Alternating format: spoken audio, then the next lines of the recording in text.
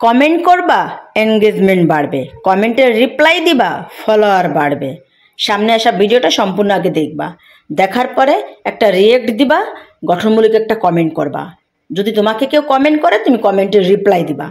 এতে তোমার ফলোয়ারও বাড়বে, এনগেজমেন্টও বাড়বে।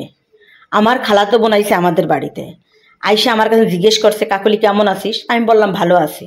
তো বললো চল কদবেল তোলা যায়। গেলাম বন্ধুরা, দেখো কত উপরে কদবেল। সেই কদবেল পাড়ার বহু চেষ্টা করছি, কিন্তু পারলাম না কদবেল পাড়তে।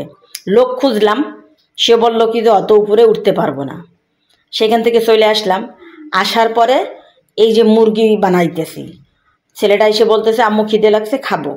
তো মুরগি বানাইতেছি। মুরগি বানাইয়ে সেই জিনিসগুলো ধুয়ে পরিষ্কার করে পেঁয়াজ মরিচ যা যা লাগবে সবগুলো কিন্তু কেটে রাখলাম, যেহেতু রান্না করতে হবে।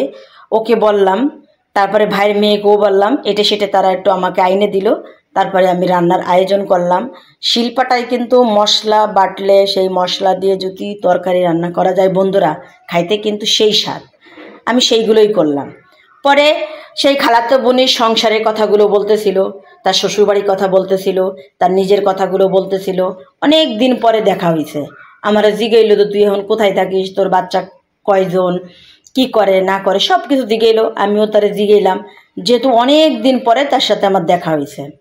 তো কথাবার্তা বলতে বলতে বন্ধুরা দেখো কোন ফাঁকে যে সময় চলে যাচ্ছে নিজেও বুঝতে পারতেছি না। ও আমার পাশে বসেই কিন্তু কথাগুলো বলতেছিল। আমারে কয়, কাকলি আমার বাচ্চারে যারা ভালো জানবে না বা ভালোবাসবে না, আমিও তাদের ভালো জানবো না, আমিও তাদের খোঁজ খবর নিব না, কোনো কিছু করবো না। তোর কথাটা শুনে ভালোই লাগলো, যে আসলে প্রতিটা মাই তার সন্তানের যদি কেউ ভালো না বাসে, ভালো নজরে না দেখে, সেই মানুষটারে কিন্তু পছন্দ করে না। সেটা আমি মনে করব যে মা সন্তান বলতেই কিন্তু একটু দুর্বল থাকে, নিজে না খাইয়ে সন্তানকে খাওয়ানোর চেষ্টা করে। কত মাকে দেখছি যে নিজে না খেয়ে কিন্তু তার সন্তানের মুখে খাবার তুলে দিছে। যাই হোক বন্ধুরা, সেই খালাতো বোনের গল্প শুনতে শুনতে আমার অনেক বেলা হয়ে গেল। তারপরে আমি মশলা টশলা কষাইয়ে দেখো মুরগি রান্না করতেছি।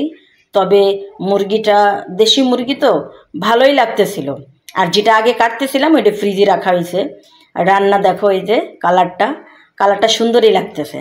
ও আমারে বললো যে আমি রুটি দিয়ে খাবো। সকালবেলা রুটি বানানো হয়েছে, পরে ঘর থেকে ওরে রুটি এনে দিলাম, ও সে রুটি দিয়ে তারপরে গোস্তগুলো খাইলো। তারপরে অনেক কথা বলল। তো আমারে বলতেছে তুই আর কতদিন পরে আসবি, আমি আবার আসবো। তো আমি জিগেইলাম যে খালাম্মা কেমন আছে? ওই আছে মোটামুটি, আগের থেকে এখন অতটা সুস্থ না।